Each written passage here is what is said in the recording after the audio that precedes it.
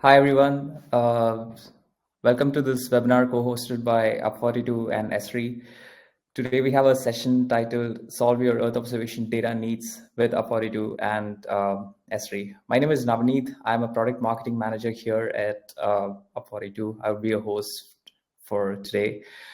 Before we get started, a couple of pointers on how to use this webinar platform. On your rights, you would see the chat window where you can, interact with us. Tell us where you're from to kick things off. And if you're facing any technical difficulty at all, please do let us know so that we can take care of it. To the right side of the chat window, you see the questions tab. So while the sessions are progressing, if you have any questions for UP42 or for Esri, please drop those questions in the chat window. And of course, at the very end, we have the live Q&A session, and we would be taking up those questions to answer. So this is the agenda that we have. We have two very exciting sessions from two, very cool speakers. First up, we have my colleague, Alex Bishop, who's a pre-sales engineer here at UP42, talking about some of the challenges of ordering Earth observation imagery. And then in the second half, we have Madeline Rabel, who's a solution engineer at Esri, talking about how you can integrate this EO imagery into some of your ArcGIS use cases. To kick things off, we thought we'll do a small poll just to get a sense of the key pain points that you folks are dealing with. You would see this on the right side next to your chat window. Tell us what are some of the biggest challenges that you currently face while ordering Earth observation imagery.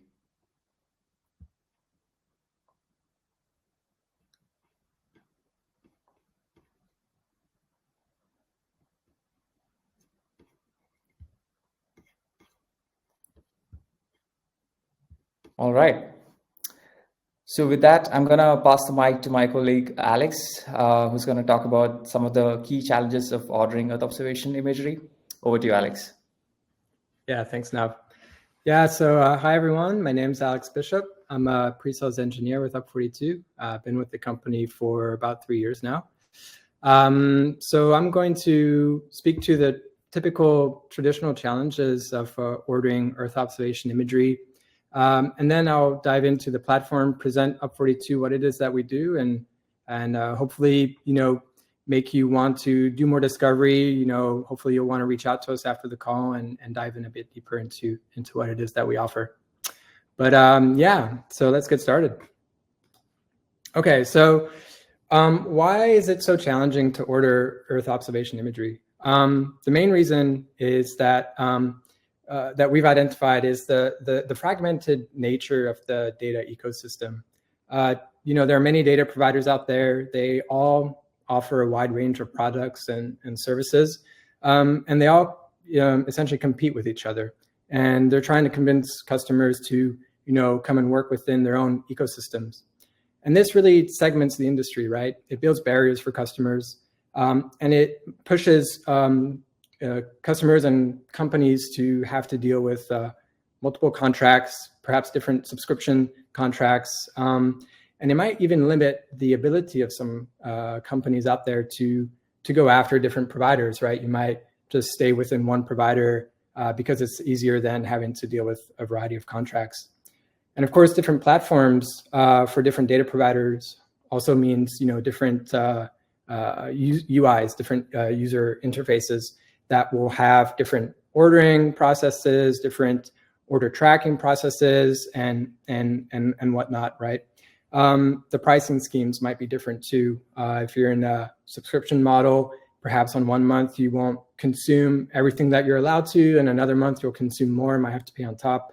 The value of that pixel, the value of that square kilometer of data is diluted in there in that subscription model. And we try to offer another approach to that.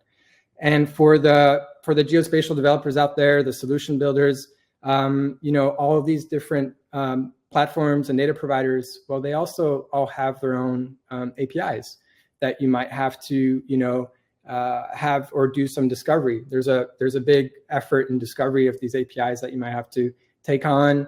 and you might have to maintain those systems to have that connectivity to these providers if you're trying to do things in an automated, semi-automated way. All of this, is challenging for some companies because you might have to dedicate resources internally to handle contracts, to handle pricing and EULAs with different providers, understanding the specs of products, and of course, developer resources internally to stay on top of these API connections.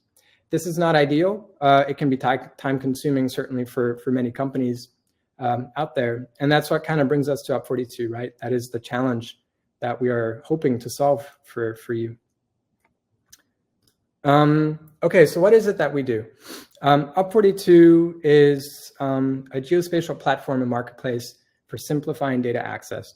At the end of the day, if there's one thing I kind of want you to take away from this webinar, it's just that we sit at the center of an ecosystem of partnerships. We go after all these providers for you, right? We want to simplify access to them, this single touch point idea. Come to UP42, and you can get to a variety of data sets. You don't have to do that on your own. And we provide other, services too, data management and some processing capabilities. But of course, many of you most likely work within Esri ArcGIS Pro and have access to all that anyways. So why would you choose UP42, right? The main proposition value that we have certainly is this single touch point. Through us, you can get to over 140 different types of data collections. That's tremendous. It would be extremely difficult for any company out there that is trying to focus on analytics or some sort of added value to do that, to maintain that connection with so many providers in such a dynamic industry. That's what we provide, right? That is one of our fundamental core principles, our proposition value right there. And with that connection to a variety of providers, we are simplifying the ordering process, right? You're going to have a common, experience ordering data through us, whether it's from one provider or another. You don't have to have people dedicated within your teams to know how to access and order, finding the credentials and whatnot for all the different providers, the nuances of all those platforms. You can have this continuity and standardization, if you will, of the process through UP42, regardless of the data providers. Pricing is another big thing, right? We all know that it's important to have visibility into pricing. This is something we've put a lot of effort in internally at the company, providing visibility to pricing at the right moments in the process of the platform, whether it's for ordering archive data in the catalog or placing tasking orders. If you're going after an RFP and you want to have an idea of the cost of things, you have a geometry, you know where it's going to be, you know what data set, you're just trying to get an idea of price. You can do that through UP42, right? We show that you can compare different sensors to one another for tasking. It's really quite powerful. And also we work with, we are very used to going after custom pricing for customers. Volume discounts go a long ways in the remote sensing industry, and we are very used to dealing with that. Finally, at UP42, we're just generally stoked on remote sensing and the Earth observation industry. Whether you're working with me on the pre-sales side or some of my colleagues on the customer success side and post-sales, you'll always have someone who's ready to talk to you, ready to do the discovery with you, onboard the skills, help you line up the right products for your project, make it fit within a budget. You can use us for that. We can be those specialists and those technicians that you might not have internally, so we can get you the information you need and you can kind of move along on your projects. Again, to the main proposition value here, multiple providers with UP42. You can see here, there's a lot of data sets we provide access to in this single touch point, whether it's optical satellite data, aerial data sets, radar products, and elevation collections. And this is really, really cool because, in one order, you can go after aerial and elevation, and you can have this continuity and this simplification, this quickness of kind of finding what's available over your area and ordering at the same time these different products, which is very, efficient. It saves a lot of time. Real quick, you can interact with UP42 in a variety of ways. Certainly today we'll be showing you the Esri add-in that we've put together. But we are also an API first company. This is where we are the most feature rich, right? We've built this really robust API. The dream is to have all the geospatial developers out there leveraging it to automate processes that can be, whether it's for discovering archive data, placing orders, placing tasking orders, monitoring tasking orders. You can do all that with the API. You can also do all that with the Python SDK, right? And we're seeing a lot of usage of our SDK because with the functions that we've built into it, it simplifies even more some of the complexities of API calls, building the JSON payloads and whatnot. So the SDK is a very popular choice for interacting with UP42. And what I'll show you right now real quickly, just to give you a general feel of the platform, is the console UI, just so that you have an idea of what it looks like and what it can do. So let me share my screen. All right, here we go. All right, okay. So once you log into your account, you'll land on the dashboard page here. The main thing I wanted to share here with everyone is this Discover Samples data space. Here, we've put together this really convenient space where you can have access to a variety of data sets for discovery purposes, right? If you're not familiar with a lot of these, because perhaps you're stuck in one contract, one subscription with one of the providers, and you've never interacted with these other products, well, you can do that discovery here through the sample data page. You can see there's a lot of optical options, whether it's for satellite or aerial. Same thing for radar products, whether it's the soil moisture from Estera, Terrasar, and ISI, and of course, again, elevation products, off-the-shelf elevation products, whether it's satellite or aerial data sets also. Cool thing here is you can simply click on any one of them, agree to the terms, and download the sample data. And these typically come with multiple different processing levels with them, especially for the optical satellite data sets. So you can kind of compare products to one another, compare the processing levels, see which one lines up with your processing algorithms on your side to see perhaps what might work best for you. So again, that's just simply here on the dashboard page, explore all sample data, a fantastic new resource we've added recently. Otherwise, you can see the main three pillars of UP42, catalog for archive searches, tasking for getting data in the future, where and when you need it, and of course, data management, which is where data is delivered into after orders are made and placed. Real quickly, the catalog presents itself through a simple web map type interface. You can filter by resolutions, by acquisition dates, by cloud cover. And you can see here over my geometry, it returned a list of collections that are on the left side here. You can, dive into any one of them, look at different metadata sets of them. And if there is a specific one you wanted to learn more about or see the full length of available archive, you can dive into that full archive list, maybe, toggle on one of these, have a look at the low resolution preview, have a look at the metadata that comes along with that product, and then also select a processing level and add that to your cart for purchase. At UP42, you pay for the data you need, right? We're a credit-based system. So for something such as Plaid Neo, it's price per square kilometer. If you were to make this geometry bigger or smaller, it would update the price. This goes to what I was saying earlier about visibility into the pricing. We want that to be apparent and available to everyone. So you would see this update if I were to change the processing level. Again, you can check out convenience here. You can add custom order names, custom tags if you want. This is really convenient from a data management and project management point of view. It's a great addition to the process on the platform too. You can track orders here in My Orders, which is convenient. And moving forward, if you wanted to do some discovery and tasking, we've put together this quick 4-step process where you can, again, be guided through the different steps for placing a tasking order and getting a feasibility study. And again, providing visibility into cost of the different products. You can even grab a couple different ones, select them to the next stage, bring in a geometry, and compare the prices. And here you can see we handle multiple geometries at the same time, compare prices for the tasking of these products. I won't go further into this. For the tasking, if you want to do more discovery, again, please reach out. We're always happy to get on the call. And finally, data sets once ordered are delivered into your data management space.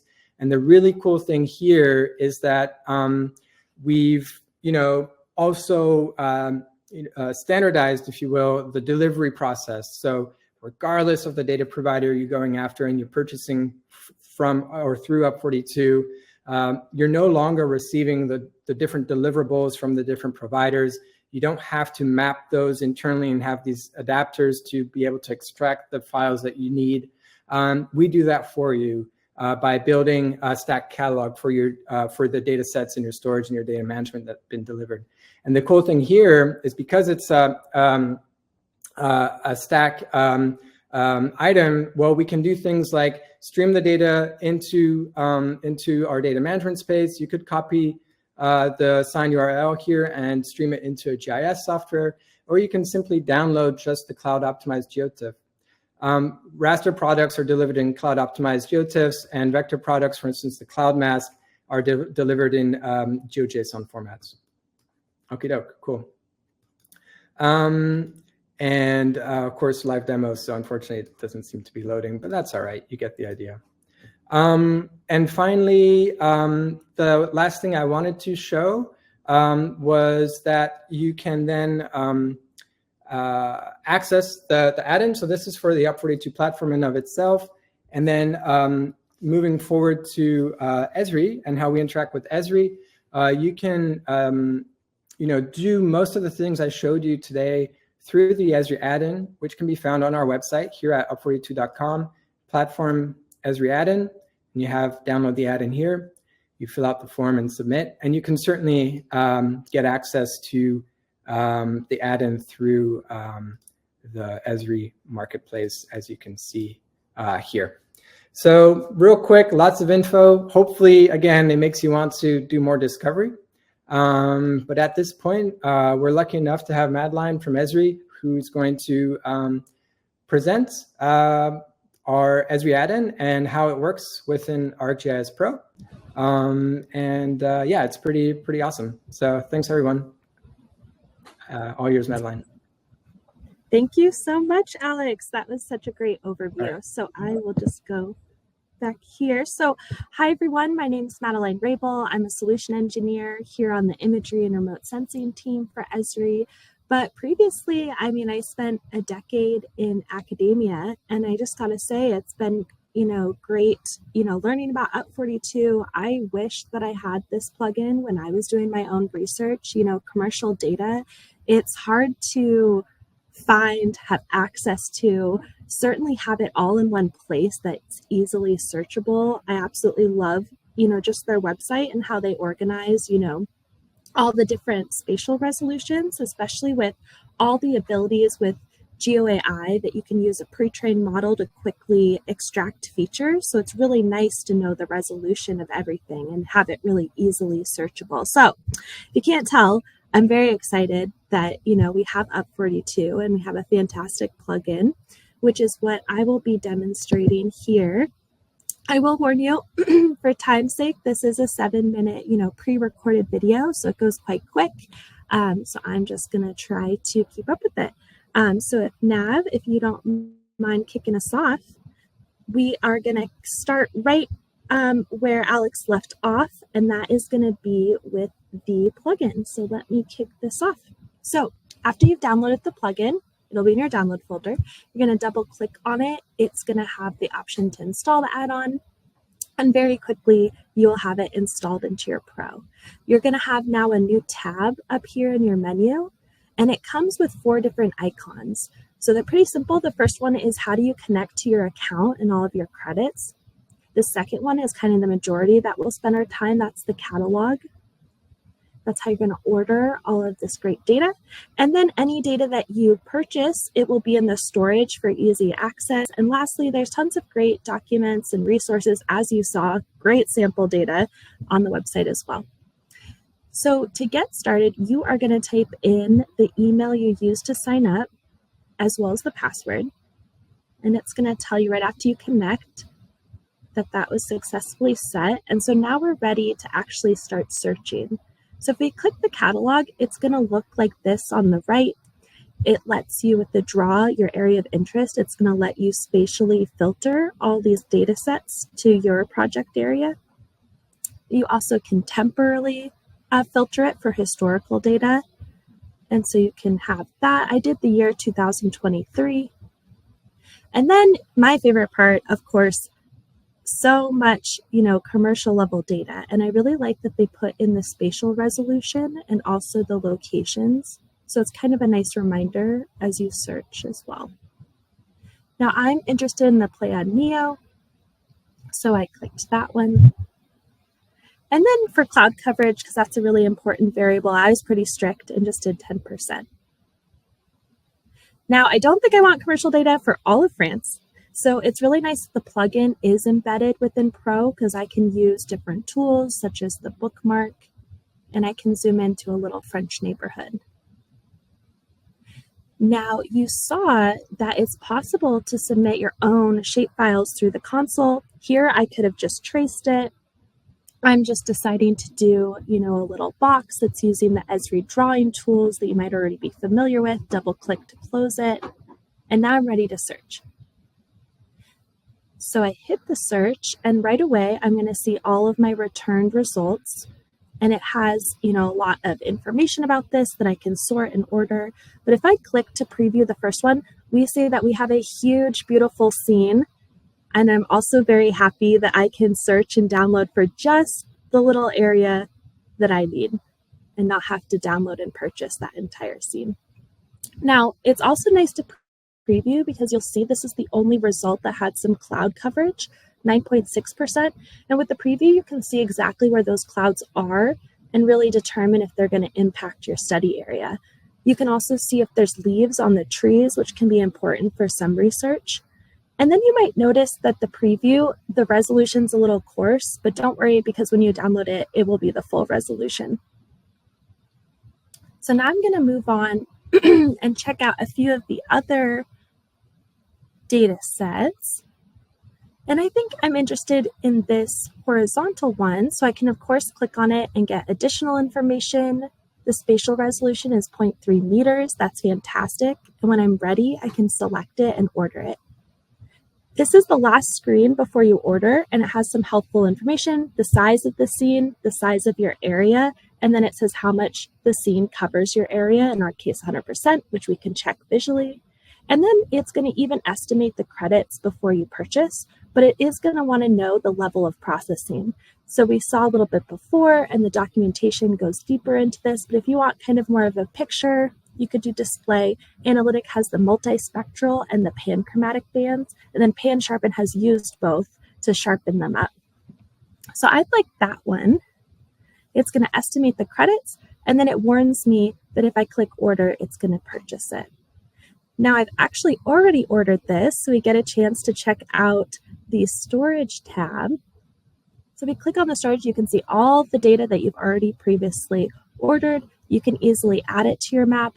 Just for fun, I wanted to show what it looks like if I download the multispectral. Has all the color, but maybe not the crispest spatial resolution, unlike the panchromatic. Nice and crisp, but lacking the color. And then pan sharpen, you get the best of both worlds. So that's what I ordered. I could have also clipped it down to my area of interest. And so you see just right away how quickly, you've got commercial level data inserted in. This can take minutes, and that's incredible for any sort of research, any sort of organization. And really you have, all of these great, simple to use workflow to get started. Now, the last thing I want to kind of talk about is that what can you do with awesome commercial level imagery? Well, you are within Pro this whole time, and so you have access to absolutely all of these raster functions. There's little thumbnails to help you understand how to use them. There's hundreds in there. You also could do other enhancements like spectral indices, other processing, other tools, change detection. And then if you're not into feature enhancement, you can also go to the big other use of imagery, feature extraction. So I ran a pre-trained model that's going to extract out features automatically. And this is a really nice feature. I looked for all the pools, I looked for all the solar panels, I looked for all the cars, and it really does it automatically for you. So we can review how well these results are with the swipe tool. You hopefully can see that it caught a lot of the pools, except for 2 of the dark bluish purple ones, which I think had tarps over them. In the middle, you can see it did a really nice job in green on those solar panels on the roofs. And then overall, it did a really good job on all of the cars. So with that, I know this was quite quick, but I hope you see just how easy it is to have access to a ton of commercial data, and it's all within Pro, so you have full access to image analysis. Thanks so much.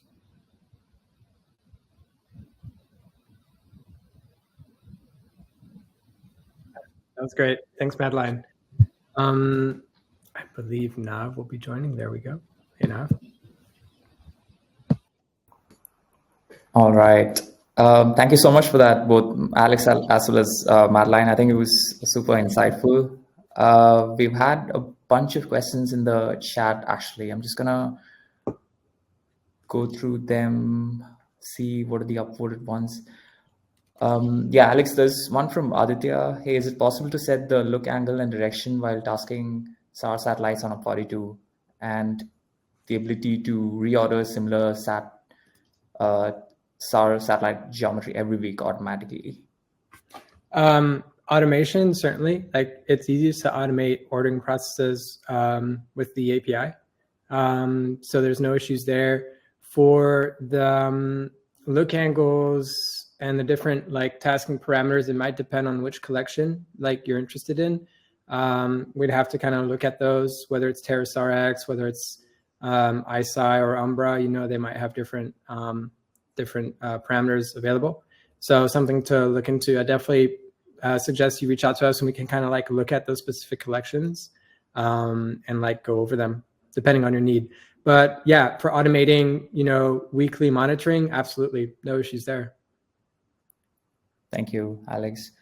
Madeline, there was one that you answered. Maybe you can touch upon that a bit more. There was a question from Joyce. In case we don't need a real-time image without a preference for previous week or month or day, how can we define the best data in terms of not just the quality, but even from the cost perspective? Yeah, that's a good question. I would assume, and you guys can correct me if I'm wrong, in terms of cost, you know, it's already, because you can define your area of interest, that's really the pricing is the area for it. So I think that should be, you know, no problem, whichever date that you pick. And I think I misunderstood your question to begin with. It wasn't, can you get historical data, which you certainly can. You can search, you know, in many ways with the plugin and even more with the console. But I think you're getting at, how do I search the quality, probably the most cloud-free pixel, if I'm understanding correctly. And I do believe that all of the metadata carries through. So I would think, and I will hand it off to the guys, but I think with the API, you could probably search even more kind of the metadata of it to really get that best quality pixel, I would imagine. Yeah, cloud cover, of course, is a big topic when you're trying to automate things, right? At the moment, cloud cover is a percentage of the entire scene. So the full extent of the image that's been captured, and it's not computed over a specific geometry you might provide.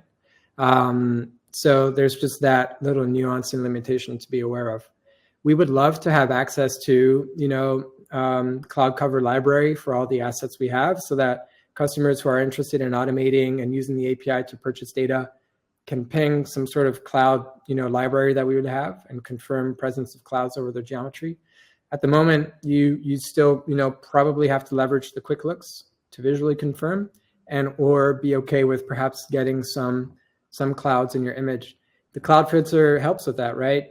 You need to leverage the cloud filter to make sure you're getting cloud-free or minimal clouds in your data sets. Hopefully that kind of answers the question.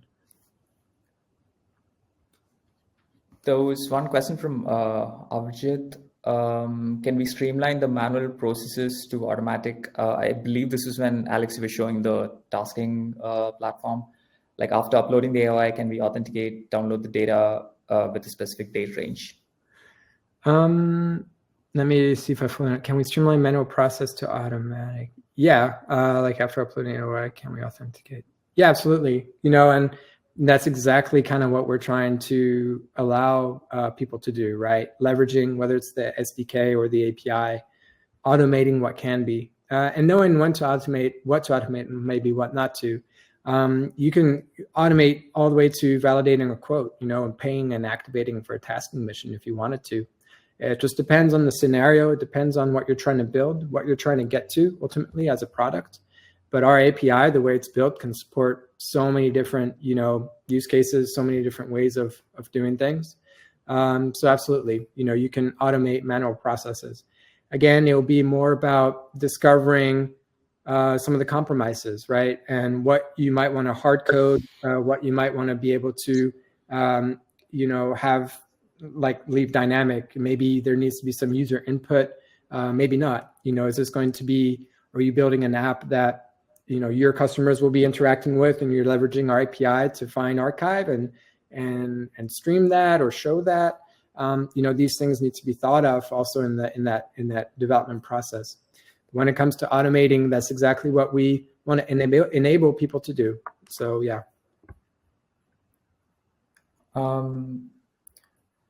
Yeah, this one's interesting. I'm not sure, which of you guys should go for this, but yeah, take your pick. Just gonna push that up here. Yeah, in my experience, using data from other providers of this type, high resolution images always need geometric adjustments, especially in mountainous areas. Your data have already checked the degree of precision in these areas. That's a great question. Always happy to see something with field survey in it. I used to do a lot of field work, so happy to hear that there's perhaps some fellow field workers out there. Yeah, that's a really good question. We provide access to a variety of processing levels for the different providers, right? We do not manipulate the data ourselves. That is important for you to know, right? We do not interfere or move the data sets. We deliver them at the processing level that you purchased as it's delivered by the data providers. That might be the discovery that also might need to happen on your side, right? You need to know if one data provider is actually processing data sets better than another. Maybe one provider is cheaper, but maybe it's not, maybe they don't have access to a good network of ground control points, for instance, for better location accuracy. Or perhaps you'll be bringing your own GCPs and you can correct the image yourself internally, right, after you receive it from us. So yeah, mountainous areas are complicated for optical data sets. You can buy orthorectified data sets through us, right? And we can tell you what models, what elevation models were used for the orthorectification. But again, there are different processing levels that you can get to. Primary level products, for instance, with Airbus or fully orthorectified. We sell a lot of primary level data sets. A lot of companies out there like to process up the data themselves. Yeah, so again, it's a two-part answer. Some discovery perhaps on your part to see which data sets are processed at the level that you think are best. And also remembering that things can also always be improved. That would be my answer there, yeah. There's a question from Julia, which I think is relevant for both UP42 as well as Esri, the stack capabilities that we offer. Yeah, the question was, what are the current stack capabilities offered by UP42? But yeah, Madeline, feel free to chime in from the Esri perspective as well. Sure. Yeah, I would just to level set with everyone who might not know about Stack. Stack is a new open source data metadata format for, well, the metadata of all the commercial data. And what's wonderful about that is it can take a lot of different sensors, which all have different file naming and conventions, and store it in a way that you can actually search it in one catalog. So a lot of places are coming out with Stack catalogs for their data because it's a really easy way to interact with it, and Esri included, we have the ability to read in any sort of stack. And so all of your UP42 data sets can also be read in via the stack, via the plugin, via the APIs. There's some, and you can go on the webpage and do the console. So that would be the Esri side. Yeah, and actually, that's a great question, because we have the add-in in its current, phase of development. And looking forward, we're really excited to kind of expand and integrate with Esri's stack capabilities, right? Because the library, the data sets that are purchased by our customers are delivered into a stack catalog that is compatible, with Esri. And so ultimately that can even facilitate that connectivity between the two platforms, making it even easier for customers to bring the data that has been purchased through UP42 into their GIS environments and leveraging that. This makes sense for customers who have a little bit of data. And of course, it makes a lot of sense for customers who will have a lot of data, because data management is very important, whether you're leveraging those tags, like I mentioned, that you can have in your stack for your stack items and monitoring things or keeping track of data sets. You can leverage those in stack for knowing, hey, this data set's been purchased here at this time, processed at this time, it was used, or whether it's from an accounting point of view to know how many data sets were purchased for a project, whatnot. Having this ability to have the connectivity through stack between the platforms can really help resolve so many things. So that would be a next phase of development. We're pretty excited about it. I know there's something in our hackathon this year, perhaps, to dive into that. Thanks, Alex, and Madeline. Alex, there was a question that was, I think, lost in the stream of chat. Could you explain it was from Ina. Could you explain the pricing with the credit system that we have at UP42? Yeah, great question. Yeah, the pricing. So the general theme of pricing on UP42 is you pay as you go, right? You pay for what you need. Very different than a monthly subscription. The credits essentially is 100 credits is €1. So that's the conversion rate right there. And the credits can be spent on anything on the platform, whether it's for archive data, any data provider, whether it's for tasking, whether it's for some of the processing capabilities we have. That's kind of what the credits are used for. You can purchase a lot of credits. You can purchase a little credits. It's entirely up to you, right? You can make a big volume commitment and get a large discount on credits, right? Which ultimately brings the price down for you per pixel, essentially, per square kilometer. And you can consume that as you go. So if you have an idea of how much volume of data sets you might need, we can kind of write you a custom quote with the volume discount, and then you can consume those credits as you go. Or you can just buy as you go, right? Discover archive data, purchase credits through your credit card, and have enough for your order, or maybe buy a bit more. Credits are valid for 2 years on the platform. So if you do buy more than you need for a specific project, you can still have time to consume them over 2 years. So it's a pretty nimble little system. And at the moment, yeah, we're going to stick with that. I see Ina also has another question around Pleiad Neo, I think. Yeah, Pleiad Neo elevation, which I'm not sure if she means World M Neo, which is the 5-meter worldwide resolution elevation product, or if it's elevation 0.5. In any case, we have both. So yeah, if you want to get access to Pleiad Neo elevation product, the 0.5, we do have that. That is a custom elevation product, as you probably know. So it involves tasking and acquiring data, again, as you need over the areas you need. It's a pretty cool product and really high resolution. Yep. Awesome. I think we have time for just one more. Joyce actually dropped a question in the chat tab. Is it possible, like a marketplace for UP42 to elaborate this data with the purpose to provide output to end users already using Esri?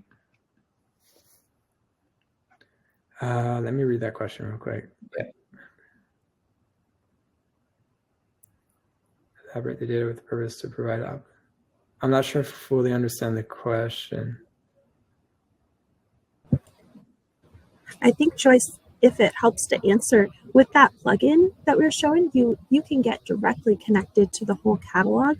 So and then also with the stat connection in 3.2 and up, you can just do a stat connection directly to it. So that's another way to get the data. And then, of course, the console, on the website, you can get a lot of additional features as well. And then the API, you can really customize it how you'd like. But let me know if that is not what you meant. I see you typing. Awesome. So yeah, I think that's all the time that we had for questions today. Thank you so much, everyone, for asking some super insightful questions. Love the interaction. Yeah, the next thing that we wanted to mention, if you want to, actually meet Alex or Madeline in person and ask some of these questions, they're both going to be there at the Esri user conference in San Diego in July. UP42, we're going to have a presence there at booth 631. So come check us out for a demo, or if you have any more questions about our platform or using it for your ArcGIS needs. That's it from our side today. If you want to find out more information about UP42, check out the website. If you have any questions, the ones that Alex already covered, like pricing, for example, or the collections that we have, feel free to drop us a line at sales@up42.com. That's all from our side today. Thank you again, Alex and Madeline, for the super insightful sessions. Thank you, everyone who took the time to join today. It was a pretty insightful interaction with a ton of very interesting questions. You can expect a mail from me this week with the recording of the whole webinar, as well as the PPT. And if you have any questions there, yeah, feel free to reply back to me, and I'll get back to you as soon as possible. That's it from UP42. See you next time. Thank you so much. Thank you. Bye-bye.